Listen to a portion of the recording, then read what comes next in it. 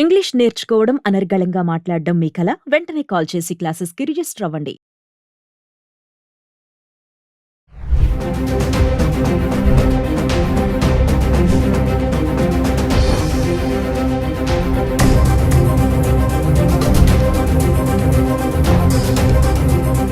ఈ రోజు నా పరిస్థితి ఎట్లా ఉంది వివరించమన్నారు కదా! మీకు, మీ ప్రేక్షకులకి మొదట నా నమస్కారం. అలానే thanks for this opportunity. It's good to connect with you over this weekend. క్విక్‌గా నేను చెప్తాను విశేషాలు ఎలా ఉన్నాయి ఏంటిది. దాన్ని మనము చాలామంది చాలా భయపెట్టేస్తున్నారు ఆన్‌లైన్‌లో వీడియోలు పెట్టేసి భారతీయుల్ని, ఇండియన్స్‌ని, తెలుగు వాళ్ళని ఇండియాకి పంపించేస్తున్నారు. గ్రీన్ కార్డులు అయిపోతాయి, H1Bలు క్యాన్సిల్ అయిపోతాయి, ఇవేవేవో పెడుతున్నారు. ఇవన్నీ కూడా ఒక ఎగ్జిక్యూటివ్ ఆర్డర్‌తో మార్చేసేవి కాదు. These are all Congress passed laws ఇవి. సో రాత్రికి రాత్రి ఓవర్ నైట్ ఏది మారదు, అన్నీ యథావిధిగానే ఉంటాయి. కానీ ఇంతకుముందు నేను కొన్ని వీడియోస్లో మీకు చెప్పాను ఏంటంటే, ఈ కొత్త ప్రెసిడెంట్, కొత్త క్యాంపెయిన్ అయిన తర్వాత వాళ్ళకి ఒక టార్గెట్ ఉంది. ఏంటి అంటే, ఈ ప్రైవేట్ జైళ్ళు ఉన్నాయి, వాటికి కాంట్రాక్ట్స్ ఇచ్చారు, వాటిని నింపాలి, జనాలను అందులో పెట్టాలి. సో ఈ రోజున డిటైన్ చేసిన వాళ్ళని కూడా మీరు చూసినట్లయితే ఓన్లీ 10% డిటైనీస్ మాత్రమే వాళ్ళ రెస్పెక్టివ్ కంట్రీస్కి కానీ వేరే కంట్రీస్కి కానీ డిపోర్ట్ చేయడం జరిగింది. 90% పీపుల్ ఈ జైళ్ళలో ఉంటున్నారు. అలాంటివి కొత్త జైలు కూడా కడుతున్నారు ఇంకా. సో వాటిని నింపడం కోసం ప్రస్తుతం వాళ్ళది ఫస్ట్ టార్గెట్. దాంట్లో ముందు హడావిడిగా కొన్ని రైట్స్ వేసేసి ఏవేవైతే స్టేట్స్ ఇక్కడ యుఎస్లో ఇల్లీగల్ ఇమ్మిగ్రెంట్స్ని బాగా ఎంప్లాయ్ చేస్తారో, ఫర్ ఎగ్జాంపుల్ ఫ్లారిడా, అక్కడ అందరూ ఎవరినైతే పట్టుకోగలిగారో పట్టేసుకున్నారు, వాళ్ళని లోపల వేసేసారు. నెక్స్ట్ మాకు హెవీగా ఈ ఇల్లీగల్ ఇమ్మిగ్రెంట్స్ మీద డిపెండ్ అయ్యే ఇండస్ట్రీస్ ఏమున్నాయో అవి ఏంటంటే, ఇటు నెవాడా కానీ, అంటే లాస్ వేగస్ ఎక్కడైతే ఉందో ఆ స్టేట్, దాని పక్కన Nebraska is the biggest meet producer for this country. అందులో 96% ఆర్ మేబీ 98% పీపుల్ ఇల్లీగల్ ఇమిగ్రెంట్సే ఉంటారు అక్కడ. కానీ ఆ స్టేట్స్లో, పర్టికులర్లీ నెబ్రాస్కాలో రిపబ్లికన్స్ చాలా స్ట్రాంగ్ హోల్డ్ అది. వాళ్ళు గెలవడం కూడా 50-60% పాయింట్స్ తోటి గెలిచారు. సో అంటే సూపర్ మెజారిటీ తోటి, విచ్ మీన్స్ దట్ ఎవరెవరైతే వాళ్ళకి ఓట్లు వేసారో వాళ్ళకి ముందే తెలుసు ఇలా జరుగుతుంది అని. కానీ ఎవరికి వాళ్ళు ఏమనుకుంటారంటే, మాకేం కాదులే, మా ఇంటి వరకు రాడేవాడు, ఆ దొంగడు పక్కింట్లో లూటీ చేసుకుని పోయాడు, కానీ మా ఇల్లు సేఫ్, మమ్మల్ని ఏం చేయడంట. కానీ దొంగవాడు దొంగతనాలు మొదలుపెట్టాక ఈ ఇల్లు ఆ ఇల్లు తేడా ఉండదు వాడికి. అట్లాగా ఇప్పుడు Nebraska is in deep trouble, Kentucky is another state which is in deep trouble, Nevada, Florida, Texas, ఇలా ఏవేవైతే డీప్ రెడ్ స్టేట్స్ ఉన్నాయో అవి already they are in deep trouble because వాళ్ళకి లేబర్ దొరకట్లేదు. సో వాళ్ళని ఆల్రెడీ లోపల వేసేసారు, జైలు నింపేశారు. వాళ్ళ టార్గెట్స్ వాళ్ళు ఒక జైలుకి కంప్లీట్ చేసుకున్నారు. అట్లా కొత్త జైల్స్ కడుతున్నారు, వాటికి కూడా జనాలు కావాలి.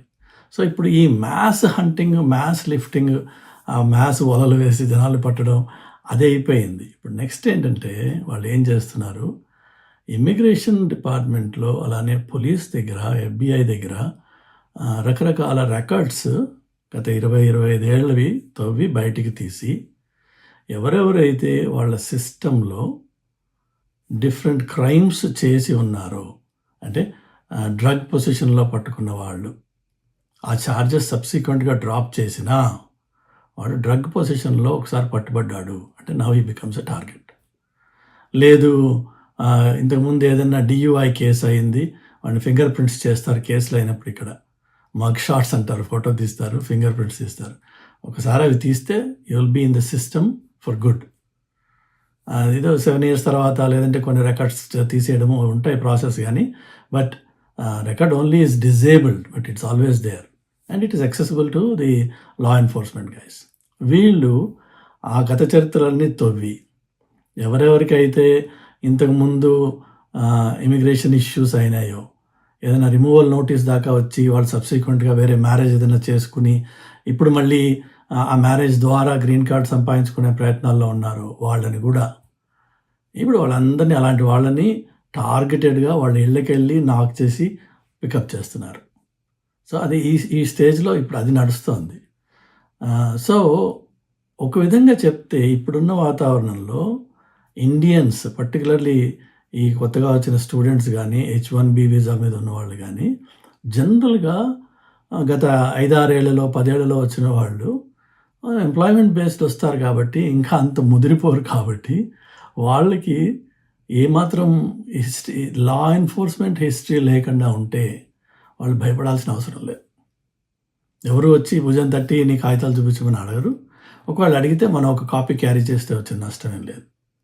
కానీ ఎవరు భయపడాల్సిన అవసరం లేదు. అన్లెస్ మనము బాగా తాగేసి మంచి సౌండ్స్ పెట్టి డ్యాన్సులు చేసి పక్కింటి వాడో ఎదురింటి వాడో పోలీస్ కంప్లైంట్ ఇచ్చాడు అనుకుందాం, యు ఆర్ ఇన్ ట్రబుల్. లేక తాగి డ్రైవ్ చేసి DUI కేసు అయినా అయింది, మైనర్ యాక్సిడెంట్ అయినా సరే you are in trouble. So all those people ఎవరెవరికైతే వెనక ఈ గత కాలంలో లా ఎన్ఫోర్స్మెంట్తో ఎన్కౌంటర్స్ అయ్యాయో they are in trouble. They have to be careful. But ఎవరెవరికైతే అలాంటి ఏ గొడవలు లేవో వాళ్ళు వరి అవ్వాల్సిన అవసరం లేదు. అది ఫస్ట్ నేను చెప్పదలుచుకున్నాను, ఎందుకంటే it gives some assurance to people, particularly మీ ఆడియన్స్కి. ఇక నెక్స్ట్ వచ్చేసి ఒక నాన్ సిటిజన్స్ అంటే ఎవరెవరికైతే సిటిజన్షిప్ పాస్పోర్ట్ US పాస్పోర్ట్ ఉందో వాళ్ళు ట్రావెల్ చేయడానికి ఏమి ఇబ్బంది లేదు. We can go out and come back, no issues. కానీ ఎవరెవరైతే ఇమిగ్రేషన్ మీద అమెరికాలో ఉన్నారో, ఇంక్లూడింగ్ గ్రీన్ కార్డ్ ప్రాసెస్ నడుస్తూ I-140 వచ్చి H1B రెన్యూ అవుతున్న వాళ్ళు కూడా, లేకపోతే ఇలా వచ్చే విజిటర్స్, లేకపోతే F1 మీద ఉన్న స్టూడెంట్స్, వీళ్ళందరూ కూడా ట్రావెల్ చేయకుండా ఉండడం మంచిది. కనీసం ఒక 6 నెలల పాటు just stay calm, quiet and be in your place. మీకేం ప్రాబ్లమ్స్ రావు. ట్రావెల్ చేయొద్దు. అనవసరంగా ట్రావెల్ చేస్తే ఏమవుతుంది అంటే మీరు వెనక్కి వచ్చేటప్పుడు వాళ్ళు మిమ్మల్ని చాలా ఇబ్బంది పెట్టే అవకాశం ఉంది. ఆ ఇబ్బందుల్లో మొట్టమొదట ప్రశ్నలు అడుగుతారు, అవన్నీ ఒక ఎత్తు. రెండోది మీ ల్యాప్టాప్, మీ సెల్ ఫోన్, మీ అన్ని సోషల్ అకౌంట్స్ వాళ్ళు యాక్సెస్ అడుగుతున్నారు. అది ఇవ్వకపోతే మిమ్మల్ని అలౌ చేయరు లోపలికి. బికాజ్ ఇవ్వలేదు అంటే అందులో ఏదో సస్పిషన్ ఉందన్నమాట.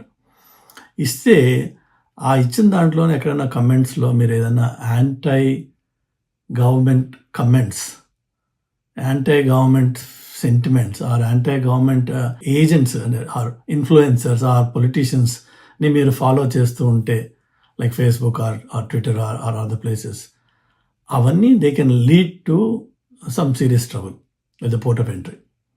బికాజ్ వాళ్ళు సమూలంగా అన్ని విధాలుగా కూడా వచ్చేవాళ్ళని వెరిఫై చేస్తున్నారు. ఏమాత్రం మీరు యాంటీ ట్రంప్ కమెంట్స్ చేస్తే immediately your entry will be rejected. Including యూరోపియన్స్కి అలా రిజెక్ట్ చేశారు వాళ్ళు ఈ రీసెంట్ టైమ్స్లో. సో అలాంటివి ఏమన్నా ఉంటే మాత్రం దయచేసి క్లీన్ చేసుకోండి and don't get in to any politically motivated and politically active unions or movements or protest or anything like that. Just stay away from them. వీలైతే కార్ అక్కడ పక్కన పార్క్ చేసి వెళ్ళిపోండి అక్కడి నుంచి. Don't stay anywhere in the neighbourhood. ఏ వీడియోలో ఎక్కడ పట్టుబడ్డా ట్రబుల్ వచ్చే అవకాశం ఉంది. అలా కాకుండా అన్ని పేపర్లు క్లీన్గా ఉన్నాయి, మీ దగ్గర మొత్తం డాక్యుమెంటేషన్ ఉంది, you're doing a clean good job and you're with a solid established top notch employer and you been here for some time, మీ దగ్గర మీ పేపర్స్ ఉన్నాయి, హాయిగా దర్జాగా వెళ్ళొచ్చు, దర్జాగా రావచ్చు, ఎవరు మిమ్మల్ని ఆపరు. బికాజ్ మీకు ఆ క్రెడిబిలిటీ ఉంది, మీ ఎంప్లాయర్తో ఉంది, మీ క్లీన్ రికార్డ్తో ఉండాలి, అలానే మీ దగ్గర డాక్యుమెంటేషన్ ఉండాలి. నో ప్రాబ్లం దాని గురించి. అడిగితే అడగచ్చు, ఆపితే ఆపచ్చు, but who cares, you just answer the question. ఆ ఆన్సర్ చేసే కేపబిలిటీ, ఆన్సర్ చేయడానికి కావాల్సిన material, preparation and be mentally prepared that if they going to ask you questions you have the answers. The same thing ఎవరైతే India నుంచి వాళ్ళ పేరెంట్స్ని పిలుస్తున్నారో వాళ్ళకు కూడా అదే అప్లై అవుతుంది. పేరెంట్స్ని ప్రిపేర్ చేయండి. అది వెర్నాక్యులర్ లాంగ్వేజ్ అయినా లేక ఇంగ్లీష్ అయినా, ఏం అడిగితే ఏం చెప్పాలి, ఎంతవరకు ఆన్సర్ ఇవ్వాలి, ఈ విషయాలు తెలియాలి. తెలిస్తే వాళ్ళు ఏమి ఇబ్బంది పెట్టరు. ఎందుకంటే ఆఫ్టర్ ఆల్ దేనో వచ్చేవాళ్ళు పేరెంట్స్. సో వాళ్ళని మనము ఇబ్బంది పెడితే వీడికి వచ్చే లాభమే లేదు. వాళ్ళకి ఏంటంటే ఈ వచ్చిన పేరెంట్ మళ్ళీ వెళ్ళిపోతాడా లేదా అదొకటే వాళ్ళకి కావాల్సింది. సో ఆ రిటర్న్ టికెట్ మిగిలిన డాక్యుమెంటేషన్ ఉండాలి. ఇంకొక ప్రాబ్లం ఎవరికి వస్తుంది అంటే గ్రీన్ కార్డ్ హోల్డర్స్. అమెరికాలో ఇంతకుముందు కూడా నేను ఒక వీడియోలో చెప్పాను, నేను ఒక పర్టికులర్ కమ్యూనిటీ ఉంది. వాళ్ళు దాదాపు 60-70% of hotel chains like days in అని, అంటే middle level hotels, neither too expensive not two cheap, ఆ వాటిల్ని they own, literally 70% of them వాళ్ళు ఓన్ చేస్తారు. వాళ్ళు ఏం చేశారంటే గత 30-40 ఏళ్ళ నుంచి వస్తున్న వాళ్ళకున్న అలవాటు ఏంటంటే ఒకసారి ఒకటికి సిటిజన్షిప్ రాగానే వాడి ఖానాల్లో ఎంతమందికి వాడు వీలైతే అంతమందికి గ్రీన్ కార్డులు వాళ్ళు స్పాన్సర్ చేసేసారు. అది ఒకప్పుడు, ఇప్పుడైతే 12.5 ఏళ్ళు వెయిట్ టైం చేసుకుంటుంది, ఒకప్పుడు కొంచెం తొందరగా వచ్చేది. సో ఇప్పుడు చాలామంది యాక్చువల్గా న్యూయార్క్ ఎయిర్పోర్ట్ నుంచి ఎప్పుడన్నా మీరు ట్రావెల్ చేస్తే చూస్తారు, చాలామంది ఒక నోరు తెరిస్తే ఒక ఇంగ్లీష్ ముక్క రాదు వాళ్ళకి, గుజరాతీ తప్ప వేరే ఏం మాట్లాడలేరు, కానీ వాళ్ళకి అందరికీ గ్రీన్ కార్డులు ఉంటాయి. వాళ్ళు సిటిజన్షిప్ తీసుకోరు, ఎందుకంటే వాళ్ళకి ఇండియన్ సిటిజన్షిప్ కావాలి, ఇండియాలోనే ఉంటారు వాళ్ళు. కానీ ఎవ్రీ 6 months ఇక్కడ 6 నెలలు అక్కడ 6 నెలలు చేస్తూ ఉంటారు. ఇక్కడున్న 6 నెలల్లో వాళ్ళ హోటల్స్లో వర్క్ చేస్తూ ఉంటారు, వీళ్ళకి హెల్ప్ చేస్తూ ఉంటారు. వీళ్ళకేమో నమ్మకం వాళ్ళంటే, ఎందుకంటే ఆ కమ్యూనిటీలో ఆ ఫ్యామిలీ బేస్డ్ బిజినెస్ చేసే అలవాట్లు ఉన్నాయి వాళ్ళకి. ఎంప్లాయీని హైర్ చేసి ఎంప్లాయీకి పర్ అవర్ డబ్బులు ఇచ్చి వాటి 8 to 12 hours పైన పని చేయించుకుంటే వాడికి 12 hours వీళ్ళు ఇవ్వడం వీళ్ళకి ఇష్టం ఉండదు, 8 hours ఇస్తూ ఉంటాడు. కానీ ఎవరు మిగిలిన 4 గంటలు ఫ్రీగా చేస్తారు? సో చుట్టం అయితే వాడు ఫిక్స్డ్ రేట్ చేసేస్తారు వాళ్ళు. సో అలాగా వాళ్ళు కొంతమందిని తెచ్చుకుంటూ ఉంటారు. అది వేలల్లో, ప్రాబబ్లీ లక్షల్లో ఉండొచ్చు ఆ సంఖ్య. వాళ్ళకి ఇప్పుడు ఏమవుతుంది అంటే ఎవరెవరైతే ఇట్లా 180 days లోపు మీరు ఇండియాలో ఉండొచ్చు అనమాట గ్రీన్ కార్డులో ఉన్న వాళ్ళు. But within 6 months if you come back again, మీరు తర్వాత నెక్స్ట్ ఇయర్ మళ్ళీ ఇంకో 6 months వెళ్తూ ఉంటారు. అలాంటి వాళ్ళని మాత్రం పోర్ట్ ఆఫ్ ఎంట్రీలో ఆపేసి వాళ్ళ దగ్గర ఒక ఫామ్ సైన్ చేయించుకుంటున్నారు. ఆ గ్రీన్ కార్డ్ ప్రాసెస్ని నేను ఇక్కడ డ్రాప్ చేసుకుంటున్నా. ఏదైతే ఉందో, ఈ పర్టికులర్ ప్రాసెస్ ఏదైతే ఉందో, దీన్నే Trump just hates it. Family based immigration is something that he just hates it. Second వచ్చేసి బర్త్ రైట్ సిటిజన్షిప్, దాన్ని ఆయన మార్చలేడు. కానీ ఇది మాత్రం ఈజీగా కంట్రోల్ చేయొచ్చు. పోర్ట్ ఆఫ్ ఎంట్రీలో ఒక మనిషి మనకి క్యాప్టివ్గా అక్కడ ఉన్నాడు, ఈ కంట్రీ నుంచి ఒక 20 గంటలో 24 గంటలో ట్రావెల్ చేసి ఇక్కడ వచ్చి ఒక ఎయిర్పోర్ట్లో కూర్చున్నాడు, వాడికి ఎలాంటి ఆధారాలు ఉండవు. అంటే ఆధారం అంటే నేను అనేది డిపెండెన్సీ ఏంటి, ఎవరితోనా మాట్లాడి ఎవరైనా డిఫెండ్ చేసి ఎవరికైనా కన్సల్ట్ చేసి ఆ అవకాశం ఏమీ లేకుండా వాడిని ఒక్కడిని ఐసోలేట్ చేసి they are compelling for them to sign their rights away. దానివల్ల ఏమవుతుందంటే ఆసారి మాత్రం వాడిని లోపలికి రాణిస్తారు గ్రీన్ కార్డ్ మీద, బట్ సబ్సిక్వెంట్గా ఆ గ్రీన్ కార్డ్ పోయేటప్పటికి then becomes a normal tourist visa మీద మళ్ళీ రావచ్చు తర్వాత కావాలంటే. బట్ గ్రీన్ కార్డ్ నుంచి పైప్ లైన్ నుంచి మాత్రం పోతాడు అనమాట. అది ఎక్కువ స్ట్రెస్ జరుగుతుంది పోర్ట్ ఆఫ్ ఎంట్రీలో. గ్రీన్ కార్డ్ హోల్డర్స్ ఈ విధంగా వచ్చేవాళ్ళు, అలా కాకుండా ఇక్కడే 5 ఏళ్ళ నుండి 4 ఏళ్ళ నుండి 3 ఏళ్ళ నుండి 3 monthsకి 2 monthsకి ఆర్ 1 monthకి 3 weeksకి అలా వెళ్ళొచ్చేవాళ్ళు, వాళ్ళకి ఏమి ఇబ్బంది లేదు. Because green card holder is a permanent resident, legally you have the authorization to come in to the country. But ఎవరెవరైతే ఇట్లా 6 నెలలు ఇక్కడ 6 నెలలు అక్కడ చేస్తూ ఉంటారో వాళ్ళకి మాత్రం పోర్ట్ ఆఫ్ ఎంట్రీలో ఇబ్బంది జరుగుతుంది. అలానే ఎవరెవరికైతే గత కాలంలో ఏమాత్రం లా ఎన్ఫోర్స్మెంట్ ఎన్కౌంటర్స్ అయినా వాళ్ళందరినీ ఇబ్బంది పెడుతున్నారు. సో కాబట్టి చాలామంది ఇప్పుడు అడ్వైజ్ మీరు చూస్తే కూడా ఏం చెప్తారంటే don't travel, non citizens please don't travel. అది బ్రాడ్ బ్రష్డ్ అడ్వైజ్ అది. కానీ నేను అనేది ఏంటంటే ఓకే, నాన్ సిటిజన్ అయినా నీ దగ్గర ఒక క్రెడిబుల్ ఎంప్లాయ్మెంట్, దాని ప్రూఫ్, దాని స్పాన్సర్షిప్, దాని లెటర్, అలానే return tickets, and then you have a genuine reason ఎందుకు వెళ్ళావు. ఫైనలీ అడిగినప్పుడు ప్రశ్న ధాటిగా, కాన్ఫిడెంట్గా, క్లియర్గా చెప్పే కమ్యూనికేషన్ స్కిల్ ఉన్నట్టయితే హాయిగా వెళ్ళి రావచ్చు.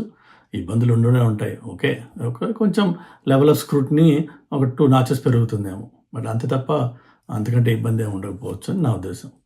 దయచేసి ప్లీజ్ కేర్ఫుల్గా ఉండండి. కంట్రీలో ఉన్నవాళ్ళు don't get in to any trouble, any sort of trouble. You are in big problem.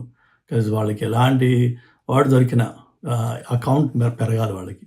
So be careful.